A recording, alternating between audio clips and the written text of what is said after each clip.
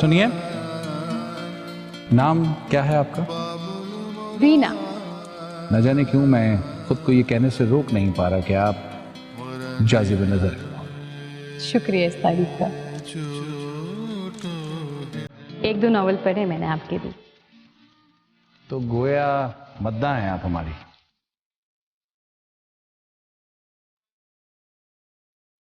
मैं आ रही हूँ। बस अद शौक।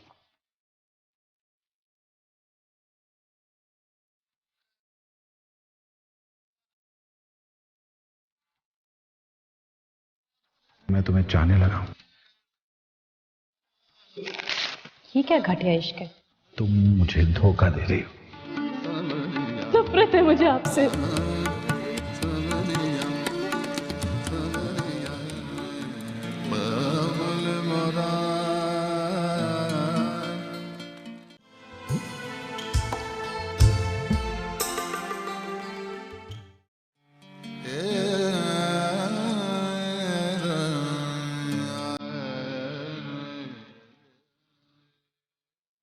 सुनिए, नाम क्या है आपका? रीना। न जाने क्यों मैं खुद को ये कहने से रोक नहीं पा रहा कि आप जाज़िब नजर हैं। शुक्रिया इस तारीफ का। एक दो नॉवल पढ़े मैंने आपके भी। तो गोया मद्दा हैं आप हमारी।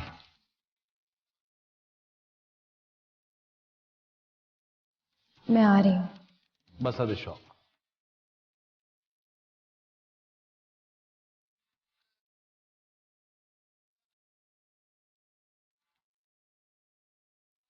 मैं तुम्हें चाहने लगा हूं। ये क्या घटिया इश्क है। तुम मुझे धोखा दे रही हो। नफरत है मुझे आपसे।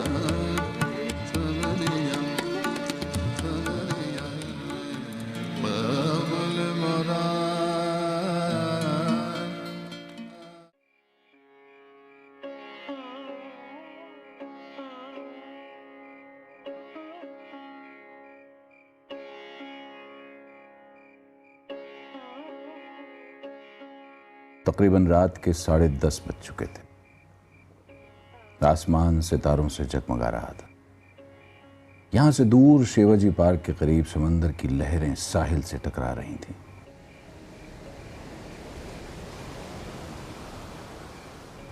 चांद की चांदनी नारियल के दरख्तों को चूम रही थी और मैं किताब पढ़ रहा था।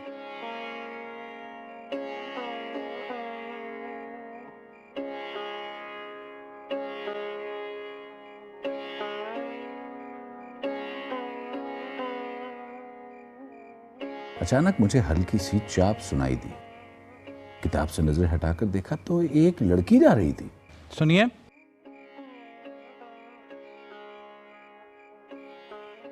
जी, आपने मुझे बुलाया? जी कहीं देखा है आपको? जी हाँ, मैं आपकी बिल्डिंग के ऊपर वाले फ्लोर पे ही रहती हूँ। लेकिन ये पूरी की पूरी बिल्डिंग मेरी नहीं है। यहाँ कैसे आना हुआ? दीदी से मिलने आई थी। दीदी तो आपकी अपनी मैके गई हुई है। कोई काम था? थोड़ा सा दही मिलेगा? नाम क्या है आपका? रीना। नाम तो बहुत खूबसूरत है आपका। क्या सितार बजाने का शौक है आपको? शौक तो बहुत सारे हैं मगर सारे शौक जिंदगी में पूरे नहीं होते। खैर, संगीत से तो मेरा दूर तक कोई वास्ता नहीं है। आप कौन सी किताब पढ़ रहे थे? ये हिंदी का एक नॉवल है। मुझे पढ़ने के लिए दीजिएगा। आप मेरे बारे में कुछ पूछेंगी या मैं खुद अपने आप को मुतारिफ कराऊं? एक दो नॉवल पढ़े मैंने आपके भी। तो गोया मद्दा हैं आप हमारी। ऐसा ही समझ लीजिए। एक दो बार आपको आते जाते भी देखा है मैंने। मम्मी इंतज़ार कर रही होंगी, परेशान हो रही होंगी। मैं चलती हूँ। दही तो खैर मिलेगी नहीं।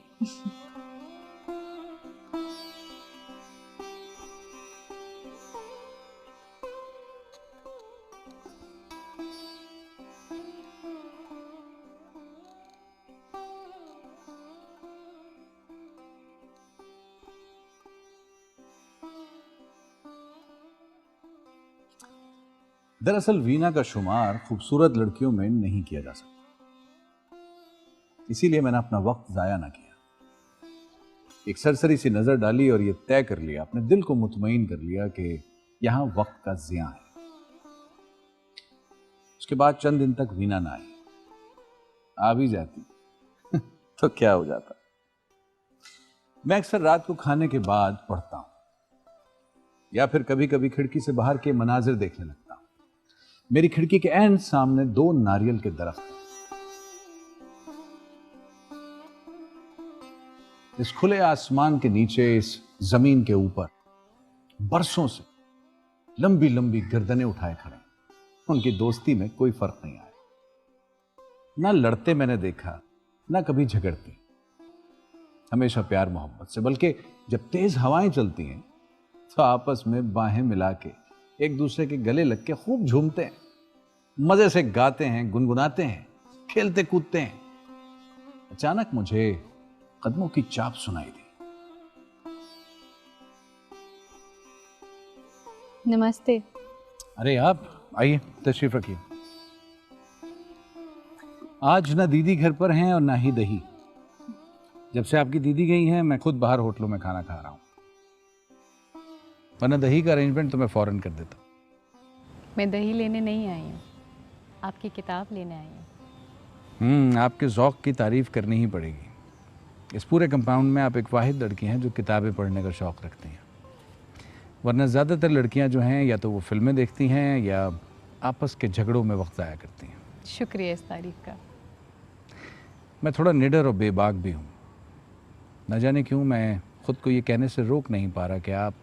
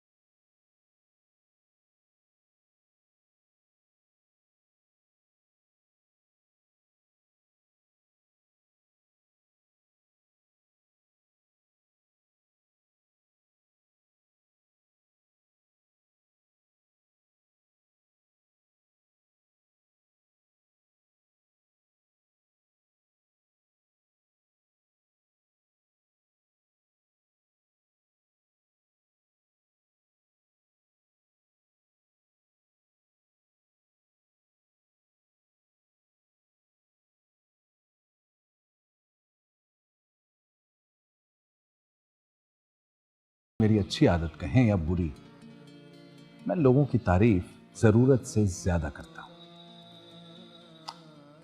या फिर यूं कह लीजिए कि मैं लोगों की तारीफ करने में तंग दिली का मुजाहरा नहीं करता। और शायद इसीलिए लोग मुझसे जल्द मानूस हो जाते हैं, मेरी तरफ दोस्ती का हाथ बढ़ाते हैं। शायद शायद यही रवैया मेरा वीना के साथ भी था। लेकिन जब जब मैं उसके करीब जाता था वो खड़ी हो जाती थी। उसकी नाजुक सी नाक के नथने फड़कने लगते, वो घबरा जाती थी। मैंने उससे उसकी घबराहट की वजह कभी नहीं जानी।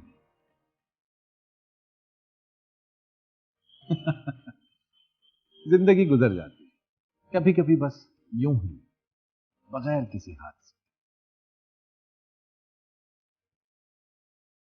कोई आता है और चला जाता है, दिल में कोई दर्द नहीं होता उसके लिए। सूरज निकलता है, चारों सू रोशनी फैला देता है, फिर वापसी का सफर, रात का अंधेरा फैल जाता है। चांद की मासूम सी चांदनी उस अंधेरे से लड़ने की भरपूर कोशिश करती है। तारे जगमगा के उसका भरपूर साथ देते। और उस मिल गुजी सी रोशनी में दो नारियों के दरख्त आपस में सरगोशियां करते।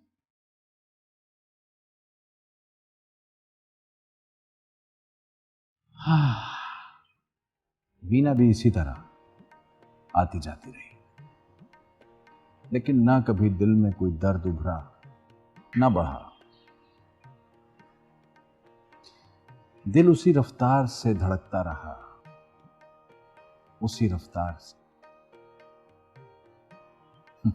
उसी रफ्तार से, जिस रफ्तार से शायद जिंदा रहने के लिए उसकी धड़कन जरूरी होती है। एक दिन आई वीना मेरे पास और आके कहने लगी,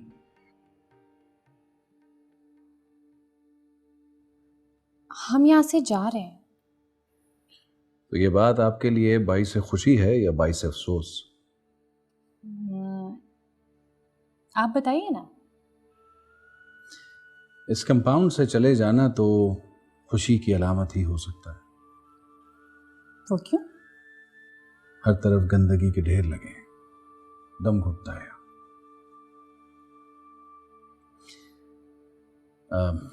कब जा कब रही हैं? 4 माह बाद। मेरे डैडी ने दिल्ली में एक घर खरीदा है।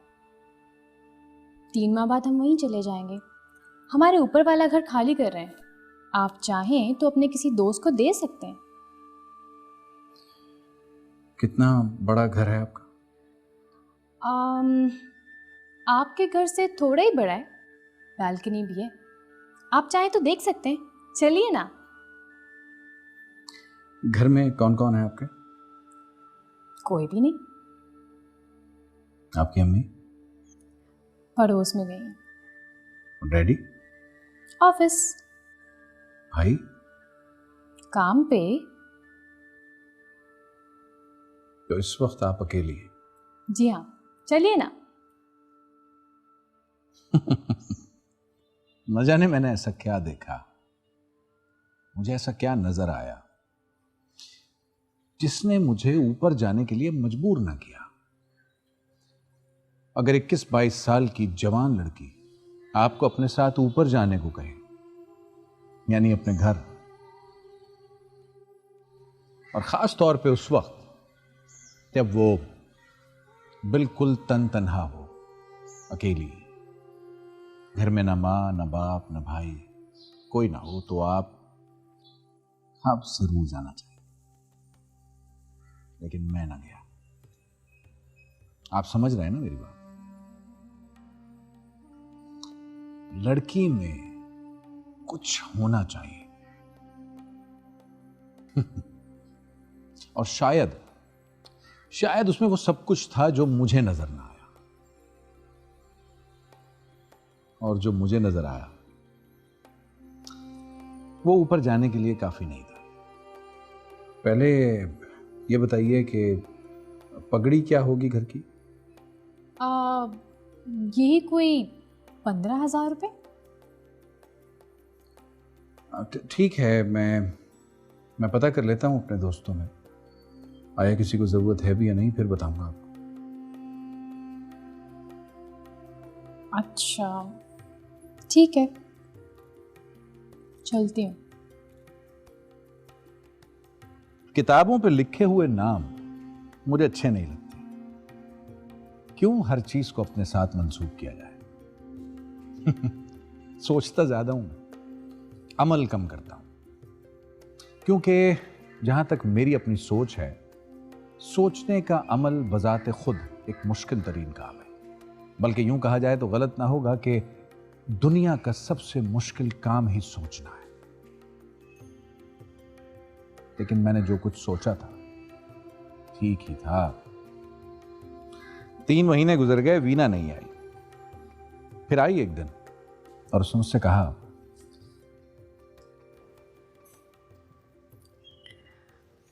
आपकी किताब।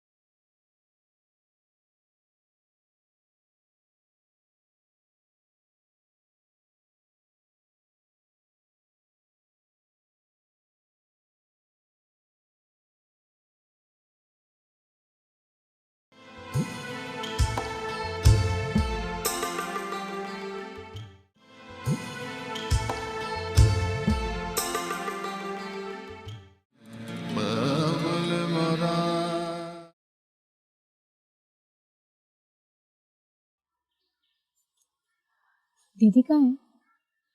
आपकी दीदी बाहर किसी काम से गई हैं। अच्छा, आपसे एक मशवरा लेना था। आप उम्र में बड़े हैं, तजुर्बेकार भी हैं। 15 दिन हुए मेरे भाई की शादी को। आपको बुला ना सकी, माजरत चाहती हूँ। वहां पे एक लड़के से मेरी मुलाकात हुई। बस यूं कह लीजिए कि लव एट फर्स्ट साइट वाली बात हो गई। तो ये तो बहुत अच्छी बात है, अब कर लो शादी। शादी ना हो सकेगी। क्यों? क्योंकि वो पंजाबी हैं और हम सिंधी। तो इससे क्या होता है? तुम पसंद करती हो उस लड़के को और वो तुम्हें पसंद करता? बहुत। नौकरी है उसके पास? बिल्कुल है। रहता कहाँ है? दिल्ली में। तो फिर देर किस बात की है? अब करूं क्या? खत लिखो। मैं ना खत लिखूंगी, पहले वो खत लिखे। कभी ना इन छोटी छोटी बातों को लेके कहीं तुम अपनी जिंदगी बर्बाद ना कर लेना। जाहिर है तुम्हें पसंद करता है तो तुम्हें खत भी लिखेगा, और जब खत लिखे तो उसके खत का जवाब देना। अगर शादी का पूछे और तुम उसे पसंद करती हो तो हाँ कर देना। ये शादी कैसे हो सकती है? लेकिन क्यों? आपको पहले भी बता चुकी हूँ कि वो पंजाबी और हम सिंधी, वालिदैन ना मानेंगे। ठीक है, तुम्हारे वालिदैन से मैं बात करूँ, मना लूंगा। खैर पहले तो आप ये कीजिए कि उनके खत आपके एड्रेस पे आएंगे, वो खत आप मुझे दे दीजिएगा। बहुत खूब। तो आप हमें पोस्ट बॉक्स और पोस्टमैन का रुतबा दे रही हैं।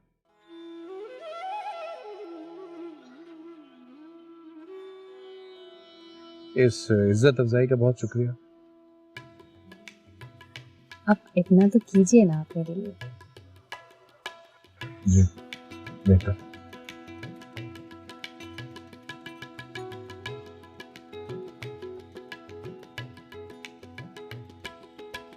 लो जी, खत आना शुरू। रोजाना ही एक खत, 7 दिनों में 7 खतूत। लेकिन इन 7 दिनों में वीना का कोई फोन नहीं आया। मैं तो अजीब कश्मकश में पड़ गया, समझ ही ना आए। अजीब बेवफा सी लड़की है, यहां खतूत पे खतूत आ रहे हैं और वहां उनका कुछ पता नहीं। उसके बाद आया एक फोन और उसने कहा कि क्या कोई खत आया?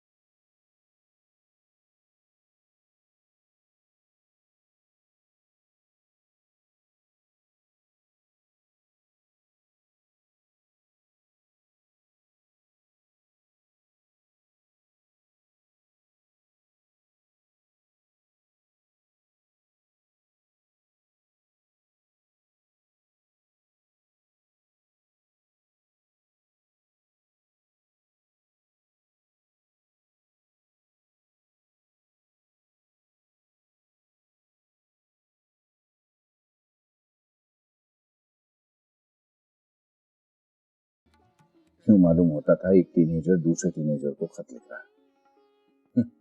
लिखा था, डार्लिंग, मैं तुमसे प्यार करता हूँ, बेहद प्यार करता हूँ। पहली ही मुलाकात में तुम्हारा हो गया। जब पहली बार मेरी उंगलियां तुम्हारी उंगलियों से मस हुई तो सारा जिस्म झंझना उठा। जब पहली बार तुम्हारे होंठों को चूमा था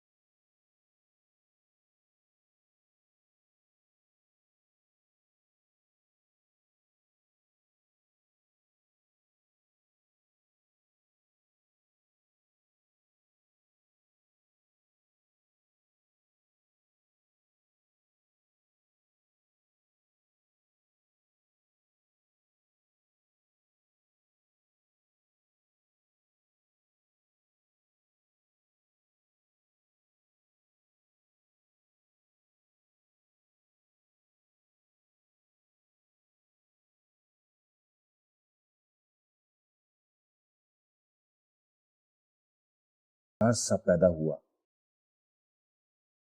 एक दो खत और आए, मैंने पढ़े नहीं। काफी दिनों बाद वीना का फोन आया।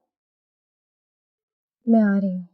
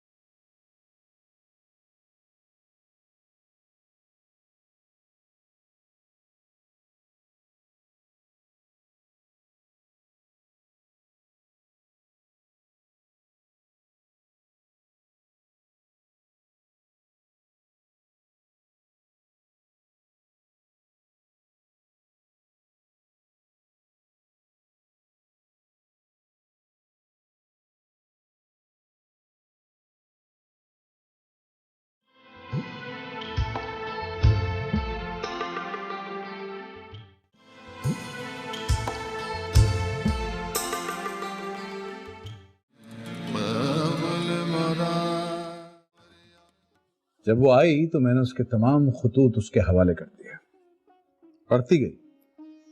पढ़ती गई और पढ़ने के बाद तमाम खतूत फाड़ दिए।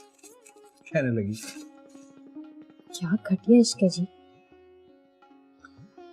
इससे बेहतर इश्क और क्या होगा। अजी ये भी कोई इश्क हुआ? प्यार प्यार और बस प्यार। खत का आगाज डार्लिंग सर, इख्तिताम तुम्हारा आशिक रंजन। क्या जवाब दूं मैं? एक दो खत लिखे हैं मैंने, एक खत तो मेरे घर के एड्रेस पे आ गया। पिताजी को अगर पता चल जाता तो वो तो मुझे घर से बाहर कर देते। क्या बेहूदगी है। मैंने कहा भी कि खत आपके एड्रेस पे लिखें, फिर मेरे एड्रेस पे क्यों लिखा? नशे में लिखा होगा। कैसा नशा जी? इश्क का नशा वीना। आप इन खतों के अंजाम से वाकिफ हैं? पिताजी को अगर पता चल गया तो मुझे घर से बाहर कर देंगे, फिर मैं किधर जाऊंगी? यहां चली आना मेरे पास। मजाक ना करो जी। बोलो ना, मेरे पास रहने में क्या कबाहत है।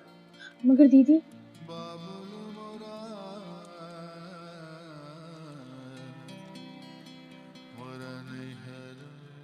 मैं एक अजीब सी झंझट में फंस गई हूँ जी।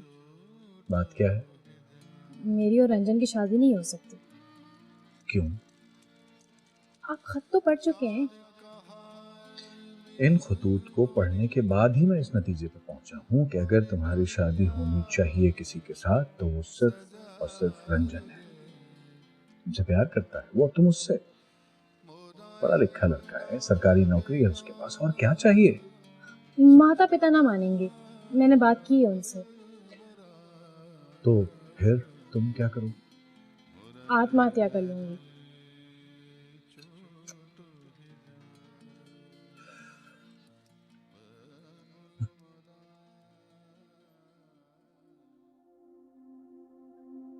क्या सोच रहे हो जी?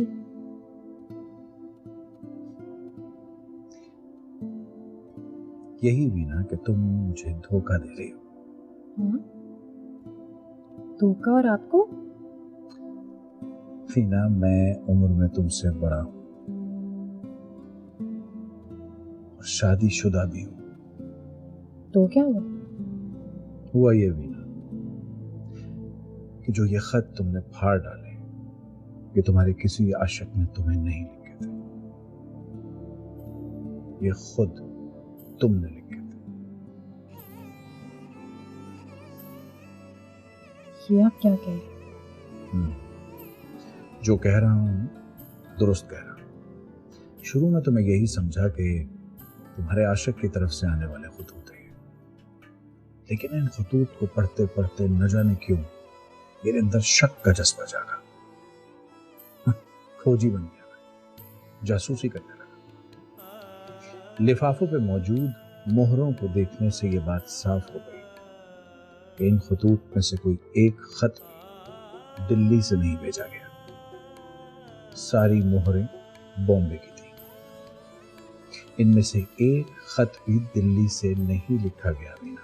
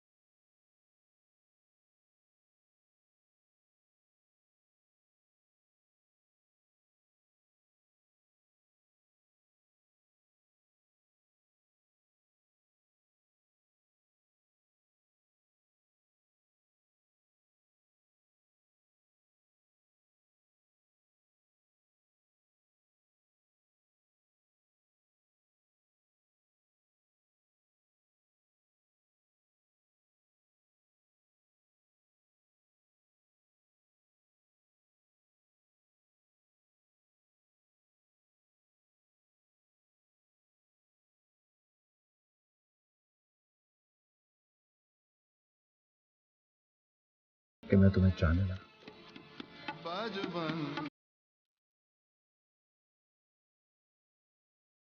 लेकिन मैं तुमसे उम्र में बहुत बड़ा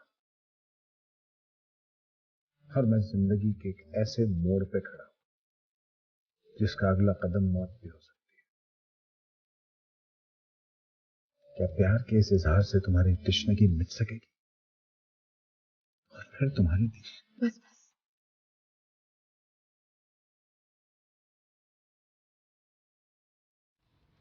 मुझे और कुछ नहीं चाहिए। जो चाहिए था वो मिल गया। शायद इन चंद लफ्जों में